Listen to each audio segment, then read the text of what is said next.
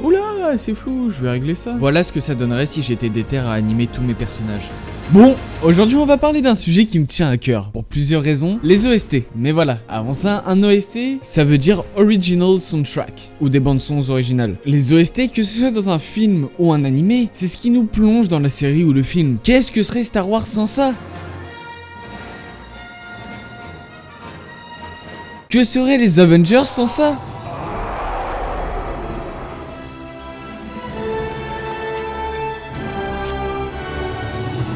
Qu'est-ce que ça deviendrait Harry Potter sans ça?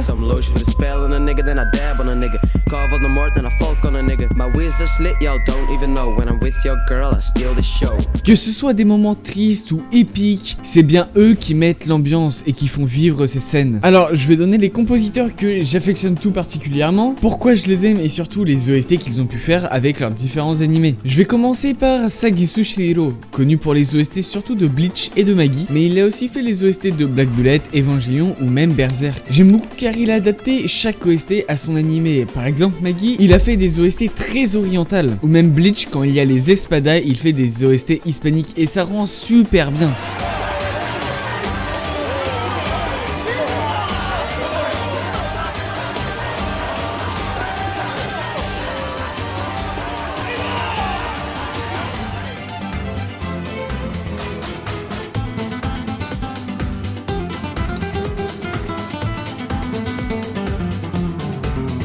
Oh là là, Taku Iwasaki. Comment ne pas le mettre quand on a pu voir Jojo? Ce mec c'est un génie. C'est bien la première fois que j'ai écouté un OST en italien. Si je dis pas de conneries, mais quel plaisir pour les oreilles.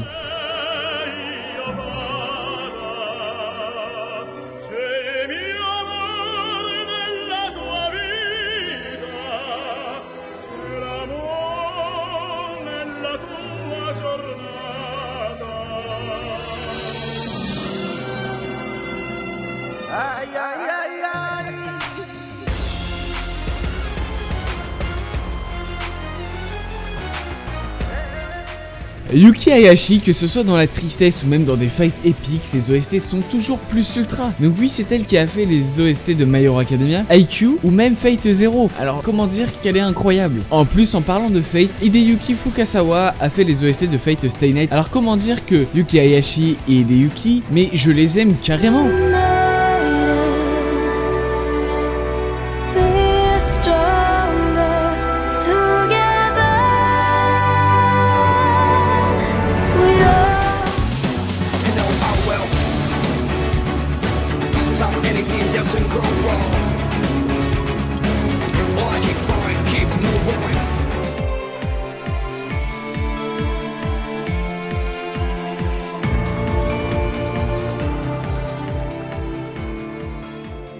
Hiroyuki Sawano, mon préféré de tous, c'est celui qui me surprend à chaque fois. Il a participé à tellement d'animés que je surkiffe, mais je l'ai connu en premier grâce à Aldo Noah avec l'OST Seikrai avec Aliez. Franchement, cet OST me fait frissonner, il colle parfaitement à l'animé.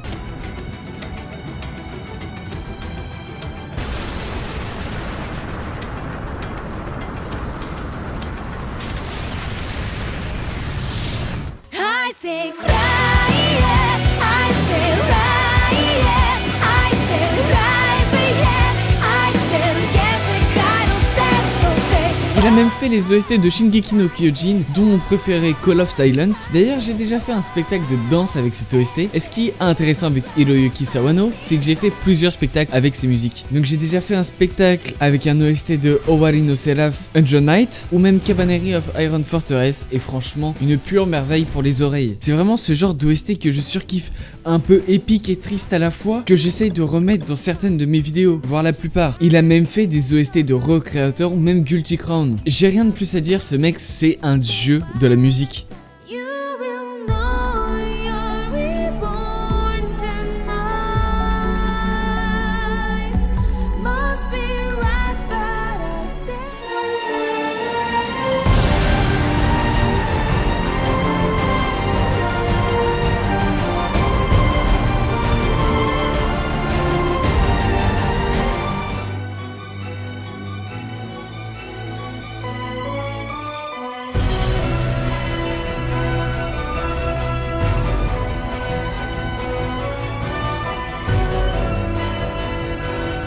Ensuite, Masaru Yokoyama, qui a fait les OST de Your Lie in April, et qui je pense a réalisé le meilleur OST possible pour cet animé. Cet OST qui peut te faire pleurer tellement qu'il est beau, tu fermes les yeux et tu voyages, tu te remets en question, tu penses à ton avenir, tu peux tout faire grâce à cet OST.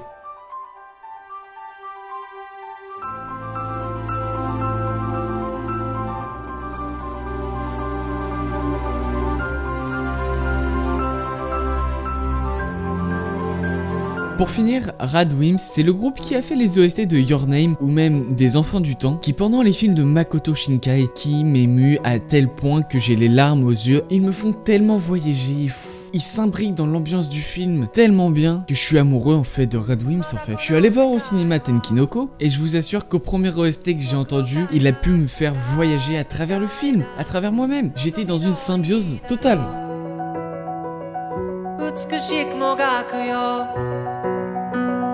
互いの砂時計眺めながらキスをしようよさよならから一番遠い場所で待ち合わせよ失恋を通せない場所へせーので大地を蹴ってここではない星へ行こう